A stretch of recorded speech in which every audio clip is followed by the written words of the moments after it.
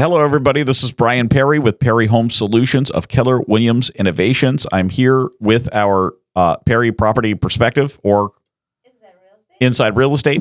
I'm thinking about PPP. I'm thinking about the triple P.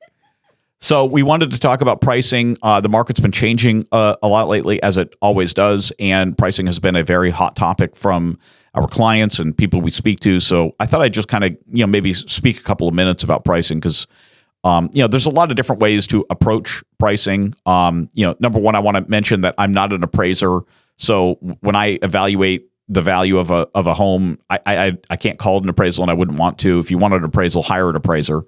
I believe that what we do is it's different than an appraisal, but very accurate in many cases. We're very good at evaluating the value of real estate and being very not precise, but reasonably accurate in the advice that we give to people. So a couple things that you want to be careful of when you're pricing a home. Number one is, a lot of people look at square footage and then they look at price per square foot, and that is kind of a dangerous way to evaluate residential real estate. It is common to use that with commercial real estate, and it's understandable.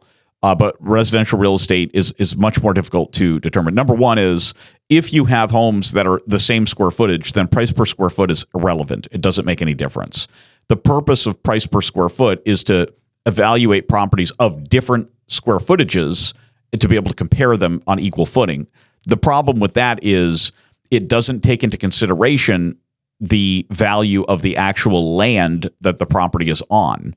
And so if the lot is bigger or smaller, what percentage of the value does the lot comprise? Is the lot on a waterfront or in some desirable location versus the property you're comparing it to? These are factors that just don't take square footage, price per square foot, into consideration at all. So just be very wary. I don't use price per square foot at all when evaluating real estate. So I just want to say that because that's important to keep in mind.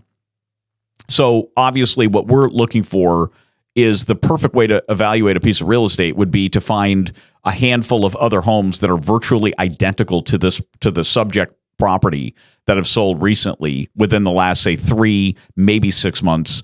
Time is a factor here as well. In other words, the further out in time that you go from now in the past, the less accurate it's going to be because prices change, obviously. And so, ideally, we'd like to find a handful of properties, 3 to 5, that have sold in the last 3 to 6 months that are virtually identical. And whatever that range is, that's going to be a pretty accurate range to what you'd expect to get on your property. Of course, you also have to take into consideration the trajectory of the market.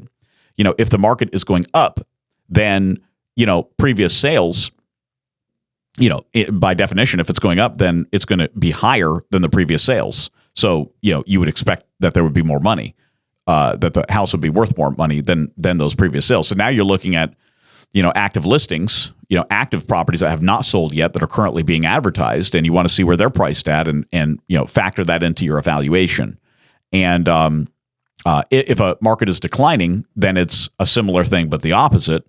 Whatever things have sold for in the past, if prices are going down, then that means that whatever those recent sales are, the value of the subject home is likely going to be less. So you have to take that into distinct consideration. But that's the easy way to price real estate. It becomes much more challenging than that when there aren't a handful of identical homes to use to evaluate the value of the subject property that we're trying to determine the value of.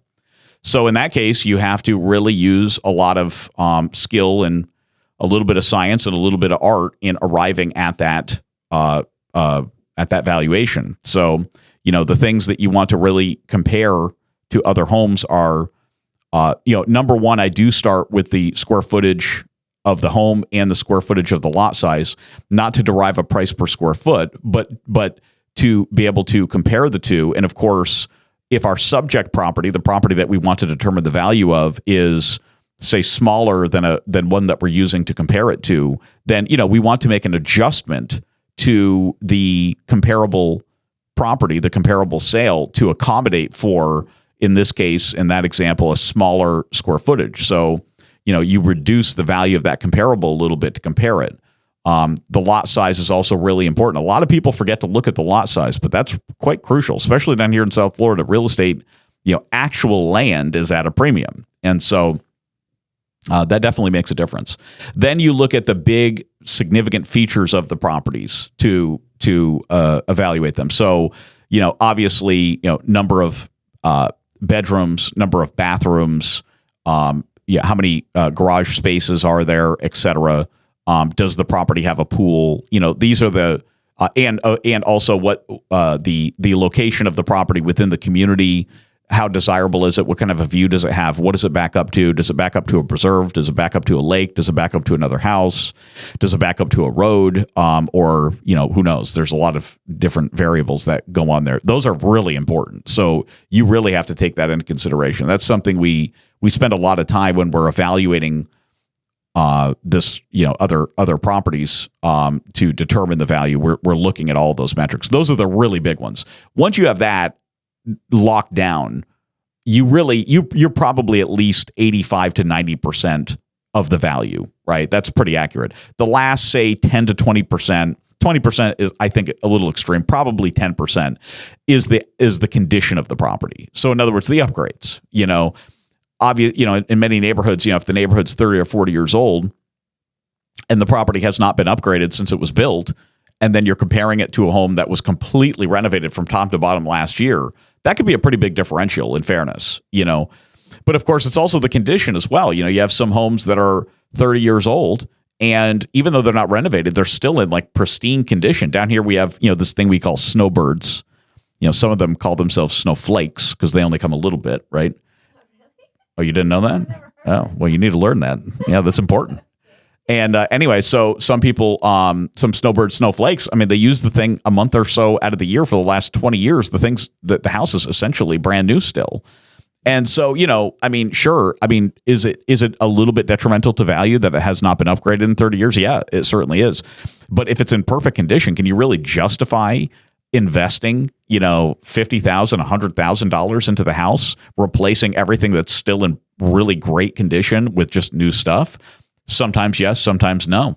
That doesn't always equal a profit in that process. So obviously looking at the condition of the property and the modernization of the house is important. Upgrades are relative because, you could upgrade a house 20 years ago, but that was 20 years ago. And is it still upgraded?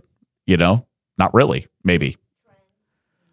Well, there's trends, there's the modern thing. And then there's just, unfortunately, the value of real estate is actually the actual real estate, like the land, the house, and all of the stuff in the house and on the house deteriorates in value. It goes down. It's stuff. It like anything, the value decreases with age and wear and tear and so forth. And so anyway, these are the major factors that we take into consideration when we're valuing property. There's certainly a lot of other things as well, but these are the major things. And so, I don't know, I thought it would be helpful for people to kind of hear, the general process that we go through when we're evaluating real estate. And we've got a lot of questions on it, so I want to give this.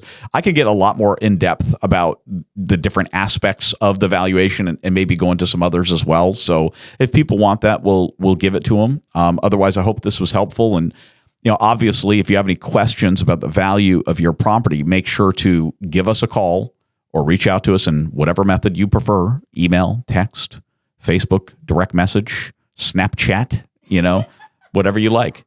And yeah, you can send me a mail too. You can send me mail. Yeah, we don't get much of that. Yeah, probably shouldn't send a fax. I haven't gotten a fax in a little bit. It's been a little while.